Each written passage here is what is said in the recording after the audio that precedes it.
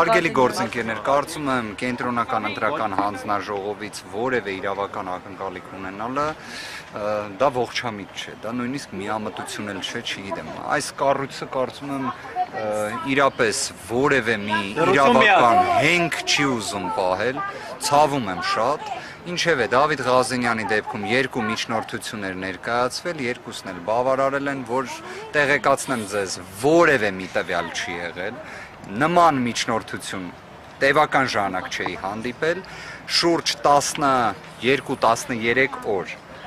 բացառապես ազատության մեջ գտնվող անձը, ում վերաբերյալ քրեական վարույթի գրեթե բոլոր տվյալները, արդեն կարող եմ դա էլ պնդել, հանրային հասանելիություն ունեին հենց հակակոռուպցիոն կոմիտեի կողմից հրապարակումը կատարելու միջոցով, բայց կենտրոնական ընտրական հանձնաժողովը գտնում է, որ պետք է բավարարել ազատության սահմանափակման վերաբերյալ միջնորդությունը, արդեն իհարկե դատարանը քննության առարկա կդարձնի այս հարցը։ Երկու միջնորդություններն էլ բավարարվել են։ Երկու միջնորդություններ քրեական հետապնդում հարուցելուն համաձայնություն տալ,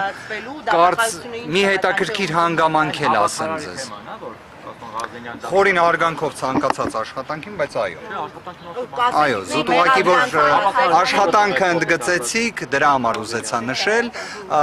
մի հետաքրքիր հանգամանք էլ նշեմ, ձեզ այնց որևէ մեկը կարծես դրանից տեղեկացված չէր, մեղադրանքը վերաբերում է նախապատրաստությանը։ Ընտրակաշարք տալու նախապատրաստություն։ Այո, նախապատրաստություն։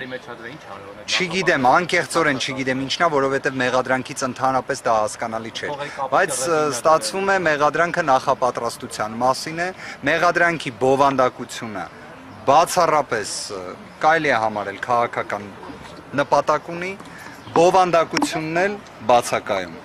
Այսինքն ես նման միջնորդություն չէի տեսել։ Ամեն դեպքում գործունեությանս որոշակի փորձը վկայակոչելով կրկին եմ ուզում ասել, ես նման միջնորդություն չէի տեսել, ես չեմ տեսել դեպք, որ անձը հենց քննչականի նախաձեռնությամբ գործի բոլոր հանգամանքները իմանա։